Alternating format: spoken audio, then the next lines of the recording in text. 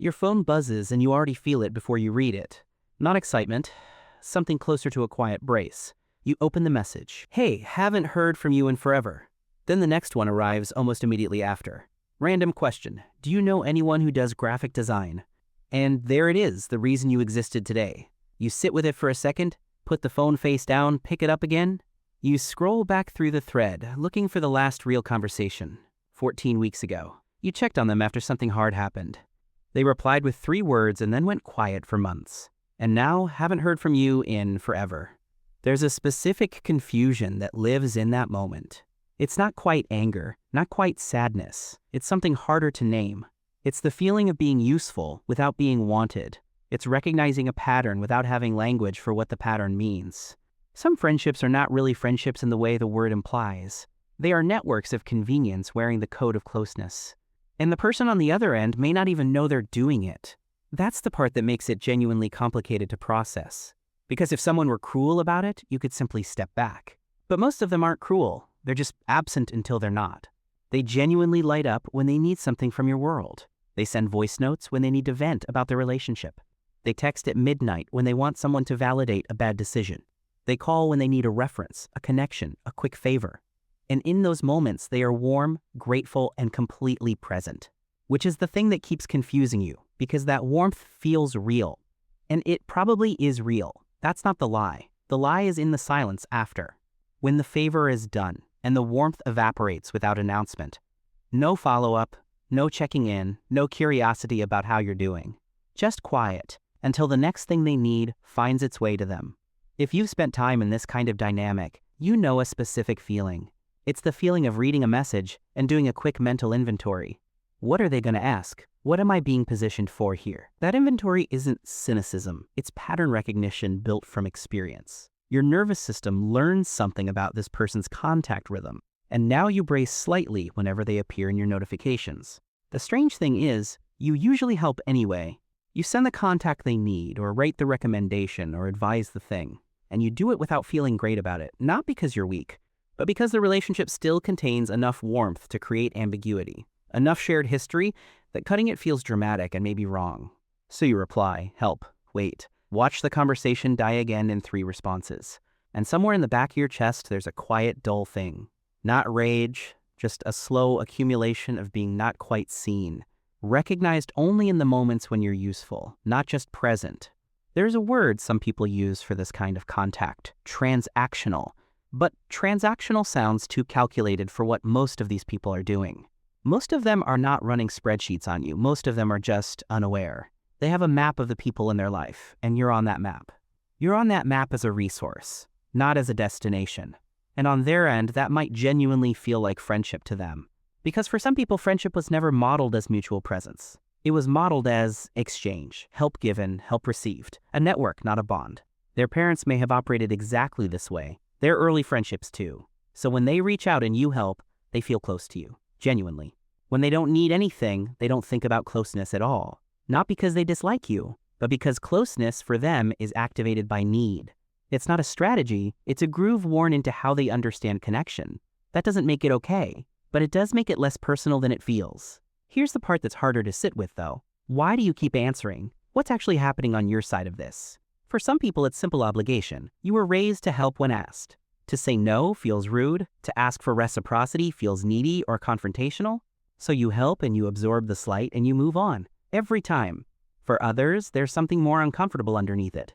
A quiet belief that maybe this is just how you're valued for what you provide. That if you stopped being useful, the thread would go completely silent. And somewhere in you, you'd rather be partially seen than not seen at all. So you keep showing up when called, because at least that confirms you exist to them. That's not a character flaw. That's a survival logic that made sense at some point. But it's worth looking at, because it explains why this dynamic keeps continuing. It's not just them doing it to you, it's both of you agreeing to the terms. You've never said, this is what I notice and this is what I need instead. And they've never had to examine it because nothing ever interrupted the pattern.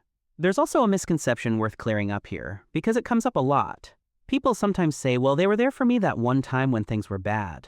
And they hold on to that as evidence that the friendship is real and balanced. But one moment of presence, even a meaningful one, is not a relationship pattern. It's a data point. and one point doesn't tell you what the line actually looks like. Look at the full shape over months. Who initiates? Who checks in without needing anything? Who remembers what you told them last time without being reminded? Who asks how it went after something hard happened in your life? Not out of guilt or social obligation, but because they were actually thinking of you.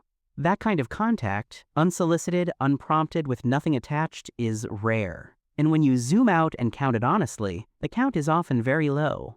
There's something else that this kind of friendship quietly does over time. It trains you to anticipate the ask before you even open the message.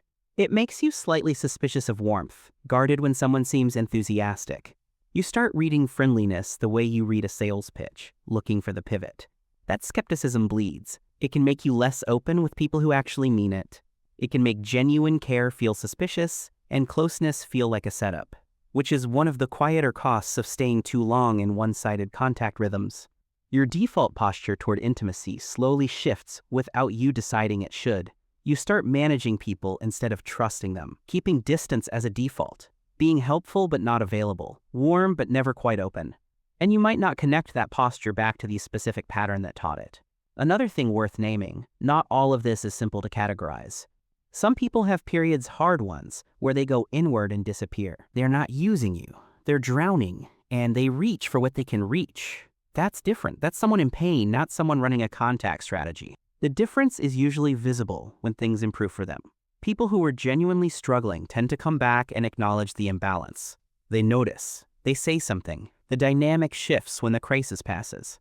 The ones operating from a deeper habitual pattern, they don't shift. The requests do. The requests change shape. The silence between them stays exactly the same length. One season, it's job advice. Next season, it's relationship venting. Then, a favor. The content rotates. The structure underneath it never does. That structural consistency is actually what tells you what you're dealing with. So what do you actually do with this? Not in a therapy sense, just practically.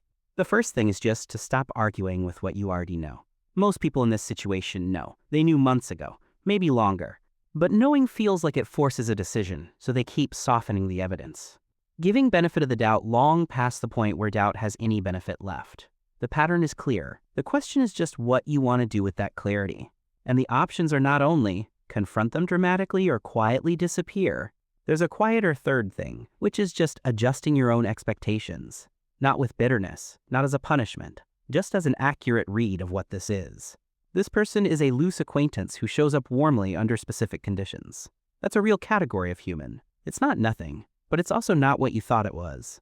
When you stop holding them to a standard they were never actually meeting, something shifts. The sting when they text you goes quieter because you're no longer surprised. You can help or not help based on whether you actually want to, not out of obligation. And you stop waiting. That low background waiting for them to show up differently. That waiting is expensive. It takes up a kind of quiet attention you don't notice spending. The slightly more difficult question is whether to say anything to them directly. Sometimes it's worth it, especially if there's real history and you genuinely want to try. Not an accusation, just a simple, specific observation said once without performance. I notice we mostly talk when you need something. That's been sitting with me. That's it. That's the whole sentence. You don't need to build a case around it. What they do with that sentence tells you a lot about what the friendship actually is. Some people will hear it and feel genuinely embarrassed they didn't see it until now. And that embarrassment, if it's real, tends to produce actual change in the contact rhythm. Others will get defensive, redirect, list the times they were there, change the subject. And that response is also information, probably the clearest information you'll get. Either way, you've said the real thing once, clearly, without cruelty. That matters. It matters because it ends the private loop you've been running inside your own head. The rehearsed conversations, the imagined confrontations, the replayed moments. Saying the thing once, even imperfectly, tends to quiet that loop considerably. The broader thing this kind of dynamic points to is a question about your wider circle. Not just, why does this person do this? But, who contacts you with nothing attached? Who texts you something small and pointless because they thought of you for no reason? Who asks how that thing went, the thing you mentioned 3 weeks ago, without prompting? That kind of contact is easy to overlook because it doesn't produce the same sting. It doesn't demand anything, so it doesn't register as loudly, but it's the real thing. And sometimes the reason we overfocus on the people who take is that we undervalue the ones who give. Not dramatically, just quietly, consistently, without needing anything back from it. If you're sitting with any of this and it's touching something heavier than a single friendship, if it's connected to a longer pattern of feeling invisible or only valued for what you provide, that's worth taking to someone equipped to help you look at it properly. This video is for reflection, not for replacing a real conversation with a real person. What the one-sided contact rhythm costs in the end is not just time or energy. It costs a certain amount of faith that presence, just yours, just existing, is enough, that you don't have to be useful to be worth contacting, worth thinking about, worth missing. The people who only text when they need something are revealing something true about themselves. But the more important question is what you've started believing about yourself because of it.